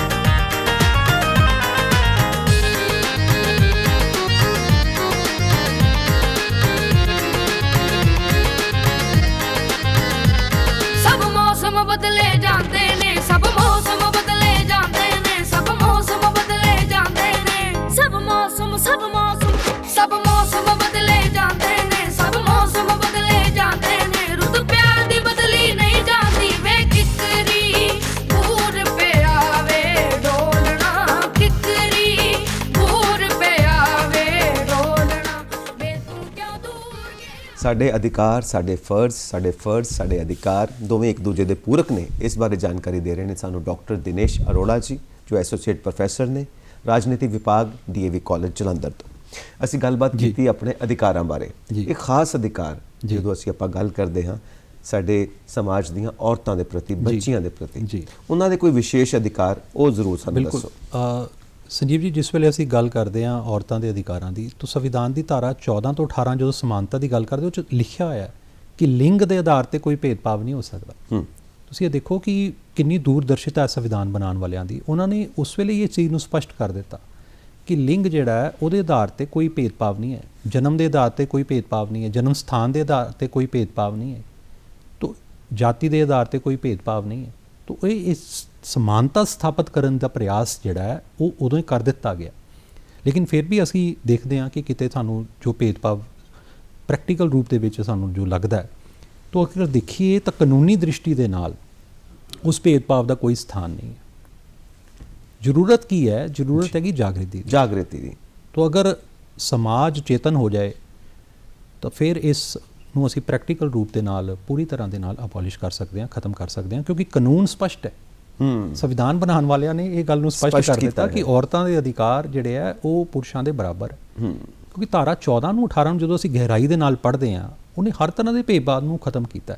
ਉਹਦੇ ਵਿੱਚ ਲਿੰਗ ਦੇ ਆਧਾਰ ਤੇ ਭੇਦਭਾਵ ਜਿਹੜਾ ਉਹਦੇ ਵਾਸਤੇ ਵੀ ਕੋਈ ਜਗ੍ਹਾ ਨਹੀਂ ਹੈ। ਕੋਈ ਜਗ੍ਹਾ ਨਹੀਂ, ਬਿਲਕੁਲ ਠੀਕ ਹੈ। ਮਤਲਬ ਆਪਣੀਆਂ ਇੱਛਾਵਾਂ ਦੇ ਮੁਤਾਬਿਕ ਜੀ ਔਰ ਆਪਣੀ ਕਾਬਲੀਅਤ ਦੇ ਮੁਤਾਬਿਕ ਜੋ ਬੱਚੀਆਂ ਨੇ ਭਾਰਤ ਦੀਆਂ ਬੱਚੀਆਂ ਨੇ ਬਹੁਤ ਵਿਸ਼ਵ ਦੇ ਵਿੱਚ ਭਾਰਤ ਦਾ ਨਾਮ ਰੋਸ਼ਨ ਕੀਤਾ। ਸਾਨੂੰ ਉਹਨਾਂ ਤੇ ਮਾਣ ਹੈ, ਹਰ ਫੀਲਡ 'ਚ ਅੱਗੇ ਆ ਰਹੀਆਂ। ਬਿਲਕੁਲ ਸਹੀ ਗੱਲ ਜੀ। ਹਾਂ, ਸੋ ਇਹ ਸਾਰੀਆਂ ਗੱਲਾਂ ਹੋ ਗਈਆਂ ਅਧਿਕਾਰਾਂ ਦੀਆਂ। ਬਿਲਕੁਲ। ਹੁਣ ਫਰਜ਼ ਜੋ ਸਭ ਤੋਂ ਪਹਿਲੇ ਨੰਬਰ ਤੇ ਆਪਾਂ ਰੱਖਦੇ ਹਾਂ, ਫਰਜ਼ ਅਦਾ ਕਰੋਗੇ ਤਾਂ ਹੀ ਅਧਿਕਾਰਾਂ ਵਾਸਤੇ ਤੁਸੀਂ ਅਧਿਕਾਰੀ ਹੋ ਸਕਦੇ। ਬਿਲਕੁਲ ਸਹੀ ਹੈ ਜੀ। ਜਿਸ ਵੇਲੇ ਅਸੀਂ ਫਰਜ਼ਾਂ ਦੀ ਗੱਲ ਕਰਦੇ ਹਾਂ ਤਾਂ ਫਰਜ਼ ਜਿਹੜੇ ਆ ਆਪਣੇ ਆਪ ਦੇ ਵਿੱਚ ਇਹ ਗੱਲ ਨੂੰ ਸਪਸ਼ਟ ਕਰਦੇ ਆ ਕਿ ਜਿਸ ਵੇਲੇ ਅਸੀਂ ਅਧਿਕਾਰਾਂ ਦਾ ਪ੍ਰਯੋਗ ਕਰਦੇ ਹਾਂ, ਅਧਿਕਾਰਾਂ ਨੂੰ ਮੰਨਦੇ ਹਾਂ, ਉਹਦੇ ਨਾਲ ਦੀ ਨਾਲ ਸਾਨੂੰ ਆਪਣੀਆਂ ਜਿਹੜੀਆਂ ਡਿਊਟੀਜ਼ ਹੈ ਉਹਨਾਂ ਦੇ ਨਾਲ ਜਿਹੜੇ ਸਾਡੇ ਫਰਜ਼ ਲੱਗੇ ਆ ਉਹਨਾਂ ਨੂੰ ਨਿਭਾਉਣਾ ਚਾਹੀਦਾ। ਤਾਂ ਫਰਜ਼ ਇਸ ਚੀਜ਼ ਨੂੰ ਸਪਸ਼ਟ ਕਰਦੇ ਆ ਕਿ ਅਧਿਕਾਰਾਂ ਦਾ ਪ੍ਰਯੋਗ ਤਾਂ ਹੀ ਚੰਗੇ ਢੰਗ ਦੇ ਨਾਲ ਹੋ ਸਕਦਾ ਹੈ ਜੇ ਕਿ ਹਰ ਕੋਈ ਵਿਅਕਤੀ ਆਪਣੇ ਫਰਜ਼ਾਂ ਨੂੰ ਨਿਭਾਵੇ। ਹੁਣ ਜੇ ਅਸੀਂ ਭਾਰਤ ਦੇ ਸੰਵਿਧਾਨ ਦੇ ਵਿੱਚ ਫਰਜ਼ਾਂ ਦੀ ਸਥਿਤੀ ਨੂੰ ਦੇਖਦੇ ਹਾਂ ਤਾਂ ਓਰੀਜਨਲ ਕਨਸਟੀਟਿਊਸ਼ਨ ਦੇ ਵਿੱਚ ਫਰਜ਼ਾਂ ਦਾ ਕੋਈ ਅਲੱਗ ਚੈਪਟਰ ਨਹੀਂ ਹੈ, ਲੇਕਿਨ ਸੰਵਿਧਾਨ ਦੀ ਪ੍ਰਸਤਾਵਨਾ ਦੇ ਵਿੱਚ ਸੰਵਿਧਾਨ ਦੇ ਅਲੱਗ-ਅਲੱਗ ਜਿਹੜੇ ਆਰਟੀਕਲਸ ਹੈ, ਈਵਨ ਜਿਹੜਾ ਰਾਈਟਸ ਵਾਲਾ ਚੈਪਟਰ ਹੈ, ਉਹਦੇ ਵਿੱਚ ਵੀ ਅਧਿਕਾਰਾਂ ਦਾ ਜਦੋਂ ਵਰਣਨ ਕੀਤਾ ਜਾਂਦਾ ਹੈ ਤੇ ਨਾਲ ਦੀ ਨਾਲ ਉਹਨਾਂ ਦੀਆਂ ਲਿਮਿਟੇਸ਼ਨਸ ਦੱਸੀਆਂ ਜਾਂਦੀਆਂ, ਉਹਨਾਂ ਦੇ ਉੱਪਰ ਇੱਕ ਰੋਕ ਲਗਾਉਣ ਦੀ ਕੋਸ਼ਿਸ਼ ਹੁੰਦੀ ਹੈ ਜਿਹਨੂੰ ਅਸੀਂ ਫਰਜ਼ਾਂ ਦੀ ਦ੍ਰਿਸ਼ਟੀ ਨਾਲ ਦੇਖਦੇ ਹਾਂ। ਔਰ ਸਪਸ਼ਟ ਕੀਤਾ ਜਾਂਦਾ ਹੈ ਕਿ ਤੁਸੀਂ ਆਪਣੇ ਅਧਿਕਾਰਾਂ ਦਾ ਪ੍ਰਯੋਗ ਸਮਾਜ ਹਿੱਤ ਵਿੱਚ ਕਰਨਾ ਹੈ, ਰਾਸ਼ਟਰ ਹਿੱਤ ਵਿੱਚ ਕਰਨਾ ਹੈ। ਤਾਂ ਹਰ ਇੱਕ ਅਧਿਕਾਰ ਦੀ ਜਦੋਂ ਸੀਮਾ ਨਿਰਧਾਰਿਤ ਕੀਤੀ ਜਾਂਦੀ ਹੈ ਤਾਂ ਉਹ ਫਰਜ਼ਾਂ ਦੇ ਨਾਲ ਹੀ ਕੀਤੀ ਜਾਂਦੀ ਹੈ। ਲੇਕਿਨ 42 ਅਮੈਂਡਮੈਂਟ ਸੰਵਿਧਾਨ 'ਚ ਕੀਤੀ ਜਾਂਦੀ ਹੈ ਔਰ ਇੱਕ ਪੂਰਾ ਚੈਪਟਰ ਜਿਹੜਾ ਫਰਜ਼ਾਂ ਦਾ ਸ਼ਾਮਲ ਕੀਤਾ ਜਾਂਦਾ ਹੈ ਧਾਰਾ 51A ਦੇ ਵਿੱਚ, 51A ਦੇ ਵਿੱਚ। ਇਹਦਾ ਸੰਵਿਧਾਨ ਦਾ ਪਾਰਟ ਹੈ, ਚੌਥਾ ਪਾਰਟ ਹੈ ਔਰ ਇਹਦੇ 'ਚ ਸਪਸ਼ਟ ਕੀਤਾ ਜਾਂਦਾ ਹੈ ਕਿ ਇਹ ਨਾਗਰਿਕਾਂ ਦੇ ਮੌਲਿਕ ਫਰਜ਼ ਹੈ। 10 ਫੰਡਾਮੈਂਟਲ ਡਿਊਟੀਜ਼ ਜਿਹੜੀਆਂ ਉਹਨਾਂ ਨੂੰ ਸਪਸ਼ਟ ਕੀਤਾ ਜਾਂਦਾ ਹੈ ਕਿ ਇਹਨਾਂ ਡਿਊਟੀਜ਼ ਨੂੰ ਨਿਭਾਉਣਾ ਜ਼ਰੂਰੀ ਹੈ। ਹੁਣ ਇਹ ਡਿਊਟੀਜ਼ ਕੀ ਹੈ? ਇਹ ਡਿਊਟੀ ਰਾਸ਼ਟਰ ਦੇ ਪ੍ਰਤੀ ਸਮਰਪਣ ਹੈ, ਦੇਸ਼ ਦੇ ਸੰਵਿਧਾਨ ਦੇ ਪ੍ਰਤੀ, ਦੇਸ਼ ਦੀ ਏਕਤਾ ਅਖੰਡਤਾ ਦੇ ਪ੍ਰਤੀ ਸਮਰਪਣ ਹੈ। ਇਹ ਰਾਸ਼ਟਰੀ ਧਵਜ, ਰਾਸ਼ਟਰੀ ਗਾਨ, ਰਾਸ਼ਟਰੀ ਗੀਤ ਦੇ ਪ੍ਰਤੀ ਸਾਡਾ ਸਮਰਪਣ ਹੈ। ਸਾਨੂੰ ਜਾਗਰਿਤ ਕਰਦੇ ਆ ਕਿ ਇਹਨਾਂ ਦਾ ਪਾਲਣ ਕਰਨਾ ਸਾਡਾ ਸਭ ਤੋਂ ਪਹਿਲਾ ਫਰਜ਼ ਹੈ। ਇਹ ਦੱਸਦੇ ਆ ਕਿ ਸੁਤੰਤਰਤਾ ਸੰਘਰਸ਼ ਜਿਹੜਾ ਸੀ ਉਹਦੇ ਵਿੱਚ ਕੁਝ ਆਦਰਸ਼ਾਂ ਨੂੰ ਅਪਣਾਇਆ ਗਿਆ, ਉਹਨਾਂ ਦਾ ਪਾਲਣ ਕਰਨਾ ਜ਼ਰੂਰੀ ਹੈ। ਦੇਸ਼ ਦੀ ਏਕਤਾ ਅਖੰਡਤਾ ਨੂੰ ਪ੍ਰਾਥਮਿਕਤਾ ਦੇਣੀ, ਅੱਗੇ ਰੱਖਣਾ ਜ਼ਰੂਰੀ ਹੈ। ਦੇਸ਼ ਦੇ ਜਿਹੜੇ ਸਾਧਨ ਹੈ, ਦੇਸ਼ ਦੇ ਜਿਹੜੇ ਜੰਗਲੀ ਜੀਵ ਜੰਤੂ ਹੈ, ਪੇੜ ਪੌਦੇ ਹੈ, ਪਾਣੀ ਹੈ, ਹਵਾ ਹੈ, ਇਹਨਾਂ ਨੂੰ ਸੁਰੱਖਿਅਤ ਰੱਖਣ 'ਚ ਆਪਣੀ ਭੂਮਿਕਾ ਨਿਭਾਉਣਾ ਬਹੁਤ ਜ਼ਰੂਰੀ ਹੈ। ਸਾਇੰਟੀਫਿਕ ਟੈਂਪਰ ਨੂੰ ਅਡਾਪਟ ਕਰਨਾ, ਵਿਗਿਆਨਿਕ ਦ੍ਰਿਸ਼ਟੀਕੋਣ ਨੂੰ ਅਡਾਪਟ ਕਰਨਾ, ਦੇਸ਼ ਨੂੰ ਅੱਗੇ ਲੈ ਕੇ ਜਾਣ ਦੇ ਵਿੱਚ ਆਪਣਾ ਯੋਗਦਾਨ ਪਾਉਣਾ, ਇਹ ਸਾਡਾ ਫਰਜ਼ ਹੈ। ਜੀ ਪ੍ਰੋਫੈਸਰ ਸਾਹਿਬ, ਇੱਥੇ ਇੱਕ ਖਾਸ ਤੌਰ ਤੇ ਮੈਂ ਫੋਕਸ ਕਰਨਾ ਚਾਹਾਂਗਾ ਇੱਕ ਪੁਆਇੰਟ ਦੇ ਉੱਤੇ। ਫਰਜ਼ ਅਦਾ ਕਰਦੀਆਂ ਨੇ ਸਾਡੀਆਂ ਭਾਰਤ ਦੀਆਂ ਬੱਚੀਆਂ ਆਪਣੇ ਪਰਿਵਾਰਾਂ ਦੇ ਵਿੱਚ ਵੀ, ਆਪਣੇ ਰਿਸ਼ਤੇਦਾਰਾਂ ਦੇ ਵਿੱਚ ਵੀ, ਹਰ ਥਾਂ ਦੇ ਉੱਤੇ। ਬਿਲਕੁਲ। ਔਰ ਇੱਕ ਖਾਸ ਨਾਜ਼ੁਕ ਪੁਆਇੰਟ, ਕੋਮਲ ਜੋ ਇੱਕ ਬਿੰਦੂ ਹੈ, ਸੈਕਸ਼ੂਅਲ ਹਰਾਸਮੈਂਟ। ਉਹ ਜ਼ਰੂਰੀ ਨਹੀਂ ਕਿ ਜਿੱਥੇ ਕੰਮ ਕਰਦੀਆਂ ਨੇ ਉੱਥੇ ਹੀ ਹੁੰਦੀ ਹੈ, ਪਰਿਵਾਰ ਦੇ ਵਿੱਚ ਵੀ ਹੁੰਦੀ ਹੈ। ਬਿਲਕੁਲ। ਉਹਦਾ ਦੇ ਪਤੀ ਵੀ ਉਹਨਾਂ ਨਾਲ ਸੈਕਸ਼ੂਅਲ ਹਰਾਸ ਕਰਦੇ ਨੇ। ਠੀਕ ਹੈ ਨਾ। ਇਹਦੇ ਉੱਤੇ ਬਹੁਤ ਜ਼ਿਆਦਾ ਵਿਸਤਾਰ ਦੇ ਵਿੱਚ ਵੀ ਗੱਲਬਾਤ ਹੁੰਦੀ ਹੈ, ਵਿਸ਼ੇਸ਼ ਰਿਪੋਰਟਸ ਵੀ ਆਉਂਦੀਆਂ ਨੇ। ਇਹਦੇ ਉੱਤੇ ਜ਼ਰਾ ਨਜ਼ਰ ਪਾਓ ਦੇਖੋ ਕਿ ਇਹ ਸੈਕਸ਼ੂਅਲ ਹੈਰਾਸਮੈਂਟ ਚਾਹੇ ਉਹ ਪਰਿਵਾਰ 'ਚ ਹੈ, ਚਾਹੇ ਉਹ ਜਿੱਥੇ ਕੰਮ ਕਰਦੇ ਨੇ ਉੱਥੇ ਹੈ, ਚਾਹੇ ਸਮਾਜ ਵਿੱਚ ਹੈ, ਦ੍ਰਿਸ਼ਟੀ ਬਹੁਤ ਗੰਦੀ ਹੋ ਗਈ ਹੈ ਸਮਾਜ ਦੀ। ਜੀ ਦੇਖੋ ਇਹਦੇ ਵਿੱਚ ਅਗਰ ਅਸੀਂ ਕਾਨੂੰਨੀ ਪਹਿਲੂ ਤੋਂ ਦੇਖਦੇ ਹਾਂ, ਸੰਵਿਧਾਨ ਦੇ ਪਹਿਲੂ ਤੋਂ ਦੇਖਦੇ ਹਾਂ, ਤਾਂ ਸੰਵਿਧਾਨ ਤਾਂ ਬਿਲਕੁਲ ਸਪਸ਼ਟ ਹੈ ਕਿ ਸਮਾਨਤਾ ਦਾ ਅਧਿਕਾਰ ਸਾਰਿਆਂ ਨੂੰ ਮਿਲਿਆ। ਹੁਣ ਇਹਨੂੰ ਐਕਚੁਅਲ ਵਿਵਹਾਰ ਦੇ ਵਿੱਚ ਕਿਵੇਂ ਲੈ ਕੇ ਆਉਣਾ? ਐਗਜ਼ੈਕਟਲੀ ਇਹਦੇ ਵਿੱਚ ਸਮਾਜ ਨੂੰ ਜਾਗਰਿਤ ਕਰਨ ਦੀ ਜ਼ਰੂਰਤ ਹੈ। ਸਮਾਜ ਦੇ ਵਿੱਚ ਇੱਕ ਮੀਲ ਪੱਥਰ ਸਥਾਪਿਤ ਕਰਨ ਦੀ ਲੋੜ ਹੈ, ਆਦਰਸ਼ ਸਥਾਪਿਤ ਕਰਨ ਦੀ ਲੋੜ ਹੈ। ਹੁਣ ਸਾਡੇ ਆਦਰਸ਼ ਕੀ ਹੈ, ਅਸੀਂ ਕਿਹਨਾਂ ਆਦਰਸ਼ਾਂ ਨੂੰ ਫੋਲੋ ਕਰਦੇ ਹਾਂ, ਸਾਡੇ ਜੀਵਨ ਦੇ ਉਦੇਸ਼ ਕੀ ਹੈ, ਉਹ ਸਪਸ਼ਟ ਕਰਨ ਦੀ ਲੋੜ ਹੈ। ਤਾਂ ਹੀ ਅਸੀਂ ਔਰਤਾਂ ਨੂੰ ਸੁਰੱਖਿਅਤ ਰੱਖ ਸਕਦੇ ਹਾਂ। ਕਿਉਂਕਿ ਦੇਖੋ ਔਰਤਾਂ ਦਾ ਅਗਰ ਅਸੀਂ ਯੋਗਦਾਨ ਦੇਖਦੇ ਹਾਂ ਤਾਂ ਦਿਨੋਂ ਦਿਨ ਵੱਧ ਰਿਹਾ, ਔਰ ਇਹ ਇੱਕ ਸੁਚਾਰੂ ਇੱਕ ਵਿਵਸਥਿਤ ਸਮਾਜ ਦੀ ਪਹਿਚਾਣ ਹੈ ਕਿ ਔਰਤਾਂ ਅੱਗੇ ਆ ਰਹੀਆਂ, ਉਹਨਾਂ ਦੀ ਵਿਵਸਥਾ ਵੱਧ ਰਹੀ ਹੈ। ਇਵੇਂ ਦੇ ਜਿਹੜੇ ਇਨਸੀਡੈਂਟ ਤੁਸੀਂ ਦੱਸ ਰਹੇ ਹੋ ਪਰਿਵਾਰ ਦੇ ਵਿੱਚ, ਸਮਾਜ ਦੇ ਵਿੱਚ, ਜਾਂ ਉਹਨਾਂ ਦੇ ਵਰਕ ਪਲੇਸਿਸ 'ਤੇ ਸਾਨੂੰ ਦੇਖਣ ਨੂੰ ਮਿਲਦੇ ਪਏ ਆ, ਇਹਨਾਂ ਦੀ ਕਾਨੂੰਨੀ ਤੌਰ 'ਤੇ ਤਾਂ ਕੋਈ ਜਗ੍ਹਾ ਨਹੀਂ ਹੈ। ਇਹਨਾਂ ਦਾ ਖੰਡਨ ਕੀਤਾ ਜਾਣਾ ਚਾਹੀਦਾ ਔਰ ਔਰਤਾਂ ਨੂੰ ਆਪਣੇ ਅਧਿਕਾਰਾਂ ਦੇ ਪ੍ਰਤੀ ਜਾਗਰਿਤ ਕਰਨ ਦੀ ਲੋੜ ਹੈ। ਤਾਂ ਹੀ ਉਹ ਜਿਹੜਾ ਯੋਗਦਾਨ ਪਾ ਰਹੀਆਂ ਹੈ ਦੇਸ਼ ਦੇ, ਰਾਸ਼ਟਰ ਦੇ ਵਿਕਾਸ ਦੇ ਵਿੱਚ, ਔਰ ਹੋਰ ਜ਼ਿਆਦਾ ਕੰਟਰੀਬਿਊਟ ਕਰ ਸਕਦੀਆਂ। ਔਰ ਅਜਿਹਾ ਕੋਈ ਸਥਾਨ ਨਹੀਂ ਹੈ। ਹੁਣ ਤਾਂ ਸੈਨਾ ਦੇ ਵਿੱਚ ਵੀ ਔਰਤਾਂ ਜਿਹੜੀਆਂ ਅੱਗੇ ਆ ਰਹੀਆਂ, ਖੇਡਾਂ ਦੇ ਵਿੱਚ ਤੁਸੀਂ ਦੇਖੋ ਓਲੰਪਿਕਸ ਦੇ ਵਿੱਚ ਮੈਡਲ ਲੈ ਕੇ ਦੇਸ਼ ਦਾ ਨਾਮ ਰੋਸ਼ਨ ਕਰ ਰਹੀਆਂ। ਜਿਹੜੀ ਅਸੀਂ ਔਰਤਾਂ ਦੇ ਪ੍ਰਤੀ ਜਿਹੜਾ ਅਸੀਂ ਇਹ ਇੱਕ ਅਲੱਗ ਨਕਾਰਾਤਮਕ ਪੱਖ ਦੇਖਦੇ ਪਏ ਹਾਂ, ਇਹਦੀ ਕਾਨੂੰਨੀ ਤੌਰ 'ਤੇ ਅਸੀਂ ਅਗਰ ਦੇਖਦੇ ਹਾਂ ਤਾਂ ਇਹ ਪੂਰੀ ਤਰ੍ਹਾਂ ਨਾਲ ਔਰਤਾਂ ਨੂੰ ਸੁਰੱਖਿਆ ਦਿੰਦਾ ਹੈ, ਕਾਨੂੰਨੀ ਪੱਖ। ਲੇਕਿਨ ਜਿਹੜਾ ਵਿਵਹਾਰਿਕ ਪੱਖ ਹੈ ਉਹਦੇ ਪ੍ਰਤੀ ਔਰਤਾਂ ਨੂੰ ਹੋਰ ਜਾਗਰਿਤ ਕਰਨ ਦੀ ਲੋੜ ਹੈ, ਸਮਾਜ ਨੂੰ ਰਾਦਰ ਜਾਗਰਿਤ ਕਰਨ ਦੀ ਲੋੜ ਹੈ। ਸਮਾਜ ਦਾ ਇਹ ਇੱਕ ਕਮਜ਼ੋਰ ਪੱਖ ਹੈ, ਇਹਨੂੰ ਹੋਰ ਸੁਚਾਰੂ ਢੰਗ ਦੇ ਨਾਲ ਅਸੀਂ ਵਿਕਸਿਤ ਕਰ ਸਕਦੇ ਹਾਂ ਤਾਂ ਕਿ ਸਮਾਜ ਦੇ ਵਿੱਚ ਅਸਲੀ ਮਾਇਨੇ ਦੇ ਨਾਲ ਔਰਤਾਂ ਸੁਰੱਖਿਅਤ ਰਹਿ ਸਕਣ ਔਰ ਆਪਣਾ ਯੋਗਦਾਨ ਜ਼ਿਆਦਾ ਪਾ ਸਕਣ ਦੇਸ਼ ਦੇ ਵਿਕਾਸ ਦੇ ਵਿੱਚ। ਬਿਲਕੁਲ ਜੀ। ਔਰ ਅਸੀਂ ਦੇਖਦੇ ਹਾਂ ਕਿ ਅਧਿਕਾਰਾਂ ਦੇ ਪ੍ਰਤੀ, ਫਰਜ਼ਾਂ ਦੇ ਪ੍ਰਤੀ, ਜਿਵੇਂ ਇਹ ਦੂਰਦਰਸ਼ਨ ਦੇ ਇਹ ਕਾਰਜਕ੍ਰਮ ਚੱਲਦੇ ਆ, ਇਹ ਵੀ ਇੱਕ ਵੱਡਮੁੱਲਾ ਰੋਲ ਪਲੇ ਕਰਦੇ ਆ ਸਮਾਜ ਨੂੰ ਜਾਗਰਿਤ ਕਰਨ ਦੇ ਵਿੱਚ। ਹੁਣ ਜ਼ਰੂਰਤ ਹੈ ਜਾਗਰਿਤ ਕਰਨ ਦੀ। ਬਿਲਕੁਲ ਸਹੀ ਗੱਲ ਹੈ। ਸਿਧਾਂਤਿਕ ਵਿਵਸਥਾ ਤਾਂ ਅਸੀਂ ਬਣਾਤੀ ਹੋਈ ਹੈ, ਪਰ ਉਹਨੂੰ ਵਿਵਹਾਰ ਦੇ ਵਿੱਚ ਲੈ ਕੇ ਆਉਣਾ, ਕਿਉਂਕਿ ਜਿਹੜੇ ਵੱਡੇ ਵੱਡੇ ਕਾਨੂੰਨ ਨੇ ਜੀ ਸ਼ੁਰੂ ਤੋਂ ਚੱਲੇ ਆ ਰਹੇ ਨੇ, ਜਿਵੇਂ ਆਪਾਂ ਵੇਦਾਂ ਦੀ ਗੱਲ ਕਰਦੇ ਹਾਂ, ਪਵਿੱਤਰ ਗ੍ਰੰਥਾਂ ਦੀ ਗੱਲ ਕਰਦੇ ਹਾਂ, ਉਹ ਸਾਰਾ ਤੁਸੀਂ ਦੱਸਿਆ ਸੰਵਿਧਾਨ ਹੀ ਹੈ। ਬਿਲਕੁਲ ਉਸ ਨੂੰ ਵਿਵਹਾਰ ਦਾ ਹਿੱਸਾ ਕਿਵੇਂ ਬਣਾਈਏ, ਜੀਵਨ ਸ਼ੈਲੀ ਕਿਵੇਂ ਹੋਣੀ ਚਾਹੀਦੀ ਹੈ, ਉਹ ਇੱਕ ਗੈਪ ਜਿਹੜਾ ਹੈ ਨਾ ਉਹਨੂੰ ਦੂਰ ਕਰਨ ਦੀ ਜ਼ਰੂਰਤ ਹੈ। ਉਹ ਤਾਂ ਹੀ ਹੋਏਗਾ ਜੇ ਅਸੀਂ ਉਹਨਾਂ ਨੂੰ ਉਹਨਾਂ ਦੇ ਅਧਿਕਾਰਾਂ ਦੇ ਪ੍ਰਤੀ, ਫਰਜ਼ਾਂ ਦੇ ਪ੍ਰਤੀ ਪ੍ਰੇਰਿਤ ਕਰਾਂਗੇ। ਔਰ ਜਿਹੜੇ ਫਰਜ਼ ਹੈ ਉਹ ਬੜਾ ਸਪਸ਼ਟ ਦੱਸਦੇ ਆ ਕਿ ਸਾਡਾ ਸਮਰਪਣ, ਸਾਡਾ ਤਿਆਗ ਰਾਸ਼ਟਰ ਦੇ ਪ੍ਰਤੀ ਹੋਣਾ ਚਾਹੀਦਾ ਹੈ।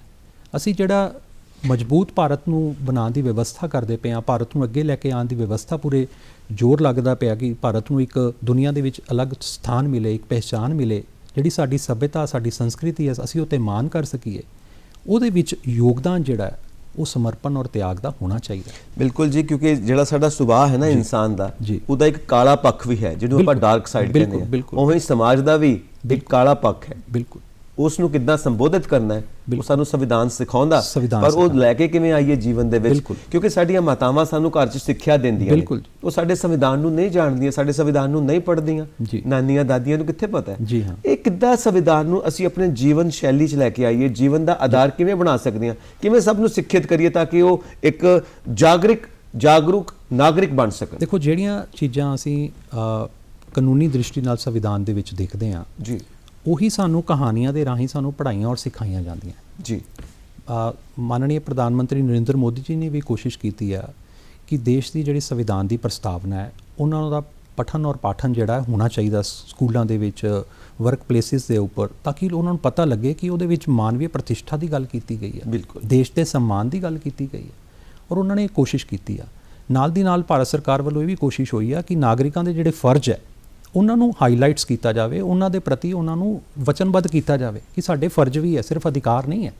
ਅਗਰ ਅਸੀਂ ਉਹਨਾਂ ਫਰਜ਼ਾਂ ਵੱਲ ਝਾਤ ਮਾਰਦੇ ਹਾਂ ਤੇ ਪਾਣੀ, ਹਵਾ, ਮਿੱਟੀ, ਇਹਨਾਂ ਸਾਰੀਆਂ ਚੀਜ਼ਾਂ ਦੇ ਰਾਖੀ ਕਰਨ ਦੀ ਡਿਊਟੀ ਸਾਡੀ ਲੱਗੀ ਹੋਈ ਹੈ। ਹਾਂਜੀ। ਤਾਂ ਅਗਰ ਅਸੀਂ ਇਹਨਾਂ ਸਾਰੀਆਂ ਚੀਜ਼ਾਂ ਦੇ ਪ੍ਰਤੀ ਸਮਰਪਣ ਔਰ ਤਿਆਗ ਰਵਾਂਗੇ, ਥੋੜ੍ਹੇ ਜਾਗਰਿਤ ਰਵਾਂਗੇ, ਸਕੂਲਾਂ ਕਾਲਜਾਂ ਦੇ ਵਿੱਚ ਕਾਨੂੰਨੀ ਪੜ੍ਹਾਈ ਤਾਂ ਹੈ ਹੀ ਹੈ, ਇਹਨਾਂ ਨੂੰ ਪੜ੍ਹਾਇਆ ਜਾਂਦਾ ਸਮਾਜ ਸ਼ਾਸਤਰ ਦੇ ਅੰਤਰਗਤ ਇਹਨਾਂ ਵਿਸ਼ਿਆਂ ਨੂੰ, ਲੇਕਿਨ ਜੋ ਵਿਵਹਾਰਿਕ ਰੂਪ ਦੇ ਵਿੱਚ ਸਰਕਾਰ ਵੀ ਕੋਸ਼ਿਸ਼ ਕਰ ਰਹੀ ਹੈ ਕਿ ਵਿਵਹਾਰਿਕ ਪ੍ਰੈਕਟੀਕਲ ਰੂਪ ਦੇ ਵਿੱਚ ਲੋਕਾਂ ਤੱਕ ਇਹ ਚੀਜ਼ਾਂ ਪਹੁੰਚਾਈਆਂ ਜਾਣ ਕਿ ਸਾਨੂੰ ਇਹ ਸਾਰਾ ਕੁਝ ਮੁਫਤ ਨਹੀਂ ਮਿਲਦਾ। ਹਵਾ, ਪਾਣੀ ਜੋ ਸਾਨੂੰ ਮਿਲ ਰਿਹਾ ਅਸੀਂ ਉਹਦਾ ਰਿਟਰਨ ਵੀ ਉਹਨੂੰ ਕਰਨਾ ਹੈ। ਐਗਜ਼ੈਕਟਲੀ। ਉਹ ਰਿਟਰਨ ਜਿਹੜਾ ਵਾ ਇੱਕ ਸਵੱਛ ਵਾਤਾਵਰਨ ਨੂੰ ਕਿਵੇਂ ਬਣਾਉਣਾ, ਉਹ 'ਚ ਸਾਡਾ ਹਰ ਇੱਕ ਦਾ ਯੋਗਦਾਨ ਹੈ। ਇੱਕ ਵਾਤਾਵਰਨ ਤਿਆਰ ਕਰਨਾ ਹੈ। ਪ੍ਰੋਫੈਸਰ ਸਾਹਿਬ, ਕਈ ਲੋਕ ਕਹਿੰਦੇ ਨੇ ਕਿ ਜਿਹੜਾ ਸੰਵਿਧਾਨ ਹੁੰਦਾ ਨਾ ਉਹ ਤਾਂ ਕਾਨੂੰਨ ਹੁੰਦਾ ਹੈ। ਕਾਨੂੰਨ ਤਾਂ ਸੰਵਿਧਾਨ ਦਾ ਇੱਕ ਹਿੱਸਾ ਹੈ।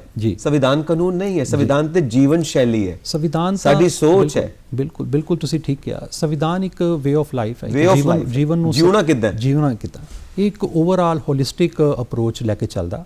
ਇਹ ਅਸਲ ਦੇ ਵਿੱਚ ਸਮਾਜਿਕ ਵਿਵਸਥਾ ਤੋਂ ਉੱਭਰਦਾ ਹੈ। ਜਿਵੇਂ ਦਾ ਸਮਾਜ ਹੁੰਦਾ ਹੈ ਉਹਨੂੰ ਧਿਆਨ ਵਿੱਚ ਰੱਖਦੇ ਹੋਇਆਂ ਰਾਜਨੀਤਿਕ ਵਿਵਸਥਾ ਬਣਾਈ ਜਾਂਦੀ ਹੈ। ਤੋ ਜਦੋਂ ਅਸੀਂ ਭਾਰਤ ਦੇ ਸੰਵਿਧਾਨ ਨੂੰ ਵੀ ਦੇਖਦੇ ਹਾਂ ਨਾ, ਤੇ ਡਾਕਟਰ BR ਅੰਬੇਦਕਰ ਜਿਹੜੇ ਕਿ ਭਾਰਤ ਦੇ ਸਮਾਜ ਨੂੰ ਸਮਝਦੇ ਆ ਜੀ, ਉਹਨਾਂ ਨੇ ਹੰਡਾਇਆ ਹੈ ਭਾਰਤ ਦੇ ਸਮਾਜ ਨੂੰ, ਔਰ ਇਸੇ ਲਈ ਉਹ ਭਾਰਤ ਦੇ ਸੰਵਿਧਾਨ ਦੇ ਪਿਤਾਮਾ ਹੈ।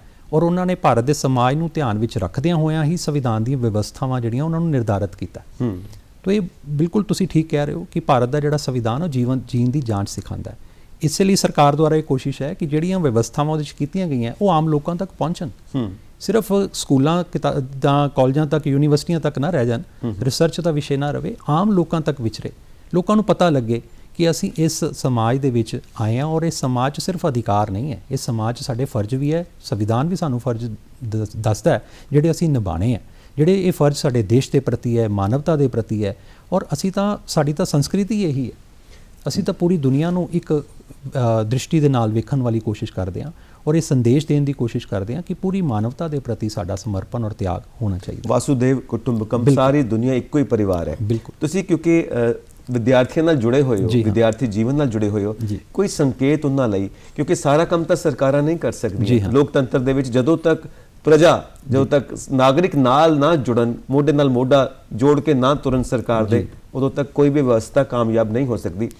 ਵਿਦਿਆਰਥੀ ਕੀ ਕਰਨ ਜੀ, ਇਹ ਕਿੱਦਾਂ ਸੰਵਿਧਾਨ ਨੂੰ ਘਰ ਘਰ ਪਹੁੰਚਾਉਣ, ਕਿੱਦਾਂ ਲੋਕਾਂ ਤੱਕ ਪਹੁੰਚਾਉਣ, ਵੋਲੰਟੈਰੀਲੀ, ਜਿੱਦਾਂ ਆਪਣੇ ਸਵੈ ਇੱਛਾ ਦੇ ਨਾਲ ਕੀ ਕਰਨਾ ਚਾਹੀਦਾ ਵਿਦਿਆਰਥੀਆਂ ਨੂੰ, ਜਿਹੜੇ ਪਿੰਡਾਂ 'ਚ ਨੌਜਵਾਨ ਬੈਠੇ ਨੇ, ਕੋਈ ਸਭਾ ਬਣਾਉਣ, ਕੋਈ ਕਲੱਬ ਬਣਾਉਣ, ਲੋਕਾਂ ਨੂੰ, ਪਿੰਡਾਂ ਨੂੰ ਜਾਗਰਿਤ ਕਰਨ, ਥਾਂ ਦੇ ਉੱਤੇ ਉਪਰਾਲੇ ਹੋਣੇ ਚਾਹੀਦੇ ਨੇ। ਸਾਡੇ ਜਿਹੜੇ ਸੰਵਿਧਾਨ ਬਣਾਉਣ ਵਾਲੇ ਆ ਉਹਨਾਂ ਨੇ ਆਪਣਾ ਕੰਮ ਬਖੂਬੀ ਕੀਤਾ। ਦੁਨੀਆ ਦਾ ਇੱਕ ਵੱਡਾ ਸੰਵਿਧਾਨ, ਇੱਕ ਸਫਲ ਸੰਵਿਧਾਨ ਸਾਨੂੰ ਦਿੱਤਾ, ਬਿਹਤਰੀਨ ਸੰਵਿਧਾਨ ਦਿੱਤਾ ਜੀ।